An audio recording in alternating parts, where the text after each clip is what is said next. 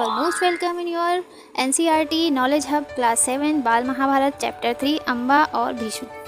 शांतनु की मृत्यु के पश्चात हस्तिनापुर, पश्चात मीन्स बाद में, मतलब जब शांतनु की डेथ हो गई उसके बाद राज्य की पूरी जिम्मेदारी भीष्म पर आ गई।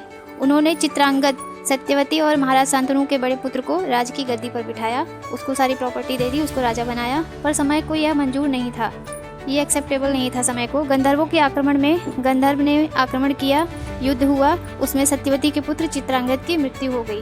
भीष्म ने सत्यवती के दूसरे पुत्र विचित्रवीर को सिंहासन पर बिठाया, उनको राजा बनाया। अब भीष्म को विचित्रवीर के विवाह की चिंता होने लगी।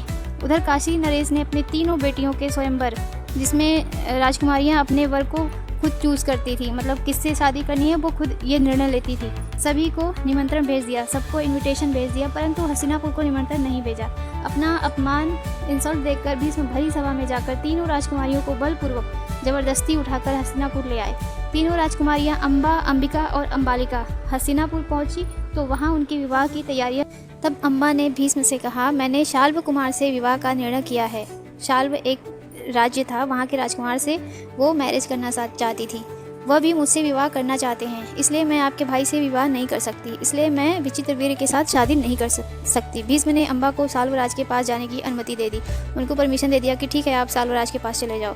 विचित्रवीर का विवाह अंबिका और अम्बालिका से विधि पूर्वक हो गया। पूरी विधि विधान से विचित्रवीर की शादी दो राजकुमारियों अंबिका और अम्बालिका से हुआ।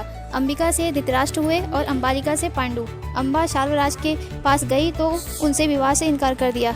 साल्वराज ने अम्बा से शादी करने से मना कर दिया। इससे अम्बा बहुत दुखी हुई और भीष्म के प्रति उनका क्रोध और भी तेज हो गया। क्रोध से मन भर गया उनका। अम्बा का जीवन अंधकारमय हो गया, क्योंकि उनसे कोई शादी नहीं किया तो उनका फ्यूचर बेकार हो गया। उसने भीष्म के गुरु परशुराम से, भीष्म जी के जो गुरु थे, अम्बा ने अपनी सारी व्यथा परशुराम जी से कहा। परशुराम ने भीष्म को अम्बा से विवाह करने के लिए कहा। तब भीष्म ने अपनी प्रतिज्ञा के विषय में बताया। उन्होंने तब परशुराम जी से बताया कि मैंने प्रतिज्ञा लिया है अपने पिता की शादी के लिए। तो परशुराम इसके आगे कुछ न कह सके। तब अम्बा ने शंकर भगवान भोलेनाथ की तपस्या करके भीष्म से बदला लेने का वरदान प्राप्त किया। आगे चलकर वह, मतलब दूसरा जब जन्म हुआ तो वो शिखंडी के रूप